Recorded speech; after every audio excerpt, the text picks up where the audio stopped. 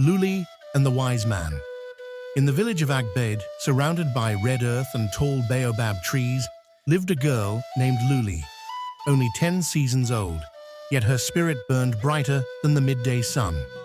She was no ordinary child.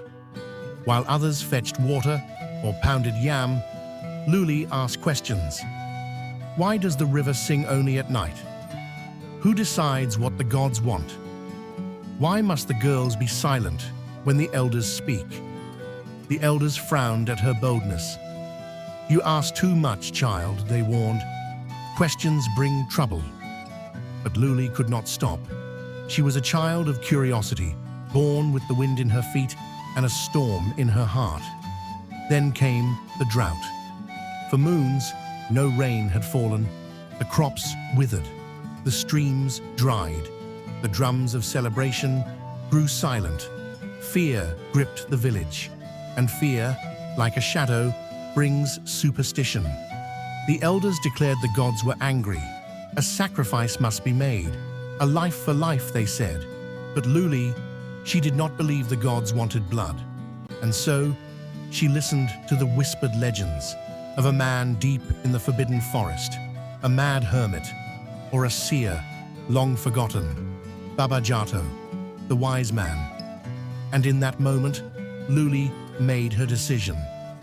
Before the rooster crowed, Luli slipped from her mat, tied her wrapper tight, and tiptoed past sleeping huts. She walked alone toward the trees that no one dared enter. The forest loomed like an old secret, its branches whispering, its roots remembering. For every step she took, the wind grew thicker. Vines curled like question marks. Birds watched in silence. The trees, they listened. Suddenly, markings appeared, symbols carved deep into bark. Old language, forgotten stories. Then she saw him, Baba Jato, an old man, hair white as river foam, beard flowing like the Niger itself, his eyes sharp, knowing, and full of time. He sat by a fire, surrounded by calabashes, bones, and scrolls. He did not speak. Luli stepped closer. I seek the truth, she said. He looked her over with a tired gaze. Truth is a dangerous hunger, he replied, and the forest does not feed the unworthy. He turned his back. But Luli did not leave. Days passed. Baba Jato spoke in riddles. The wind tells no lies, yet it never speaks the same tale twice. What am I? Luli puzzled, pondered, and answered. A memory, she whispered. He smiled. Under his watchful eye, Luli learned of herbs that healed and leaves that spoke in dreams. She learned of spirits that walked beside mortals unseen. He showed her the scrolls, records of times before the elders, before the temple, before the drought. And there, Luli saw it, a betrayal, a woman healer exiled by jealous men. She had sealed the land with her pain. Not the gods, but the wounded spirit of the land itself was angry.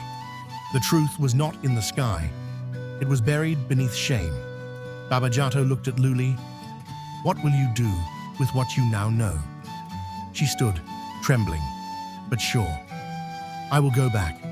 Luli wrapped the truth around her like a second skin. She knew the elders would not listen, but the sacrifice was near. There was no time. The forest shifted. Suddenly the path was gone. Shadows danced. Eyes blinked in the dark. Then, a hornbill. Glowing faintly, its feathers marked with tribal runes. It cawed and took flight. She followed. Next, a leopard, its eyes like burning coals, cleared her way through thorn and stone. The spirits walked with her. Even the wind began to sing. As the village gates appeared, she saw smoke. The drums beat for sacrifice. She ran. In the village square, all had gathered. A girl kneeled, blindfolded. The totem loomed over her, carved in fear. Masked dancers circled. The chief raised his hand. Then, stop! Luli's voice broke through the chant. Gasps, cries. She stepped forward, mud on her feet, truth in her eyes. She told them everything. The healer they had wronged, the curse upon the land, the lies buried in tradition. The elders laughed at first. Then one spat, "You dare defy the gods?" Luli pointed to the sky. Thunder cracked. Lightning struck the totem. And then the rain came. Heavy, sweet, unstoppable. The people wept. The earth drank. Children danced. And Baba Jato appeared at the edge of the forest, smiling. Then, like mist, he vanished. Like comment and follow for more.